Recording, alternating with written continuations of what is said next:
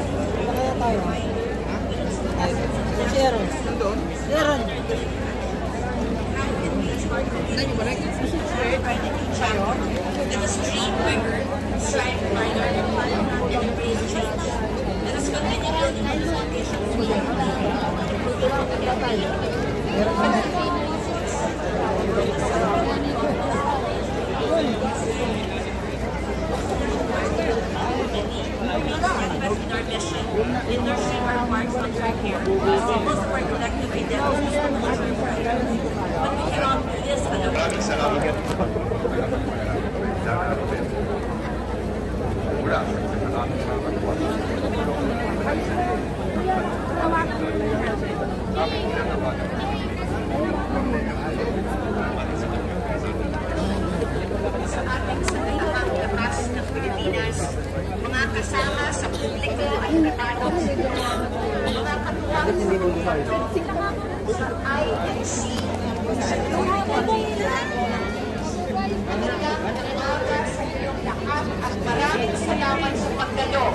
Sa kauna-unahang standing sa iyong fundraising ceremony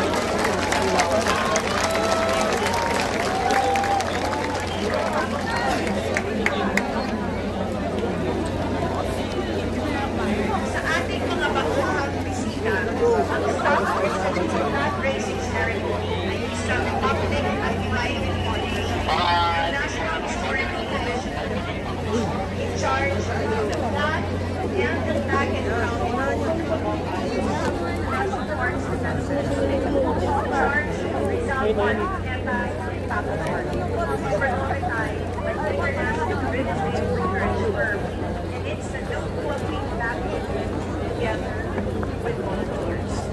Our mission is to help the National Historical Commission and the National Parks Committee on a purely voluntary basis on 4 things. One is to educate and inform the public on the proper way to respect and display our national flag, the highest symbol of our country. Hindi dapat papaliwalain na punit-punit, watak-watak at upas ang itsura. For every pattern and faded flag you see, we request each of you to take a picture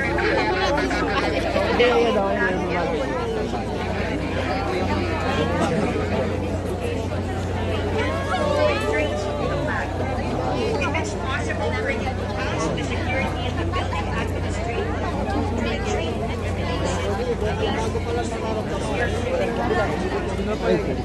Number 2, to inform the public that there is a law, the flag ng pamumuhay. Maraming salamat po, Pinili. Upang ibahagi ng namin General Robert S. Ronald, Chief of Staff ng University of Philippines, ating General General, si Lieutenant General, Deputy Chief of Staff.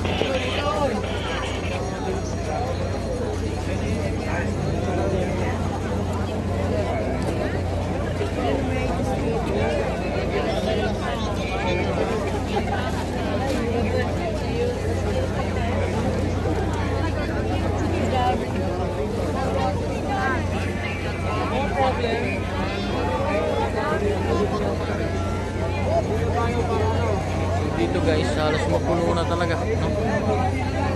Mahirap nang gumalaw. Ang dami ng tao. Yan, nakita naman natin sa labas, talagang puno-puno. Hindi na rin makakapasok dito. Ayun, no? Mahirap nang gumalaw. Dami na.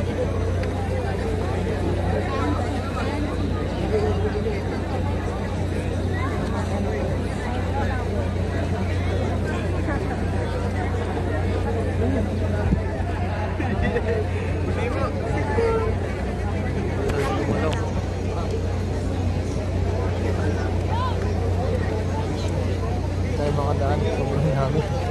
Yeah, excuse me. Ano?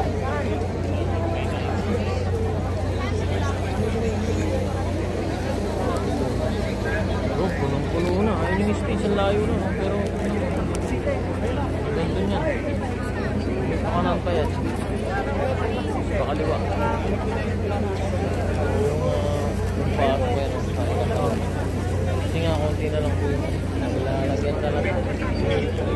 Nakita natin yung sa labas, no? Punong-puno. Pati yung ano. Yung nita. Ang dami.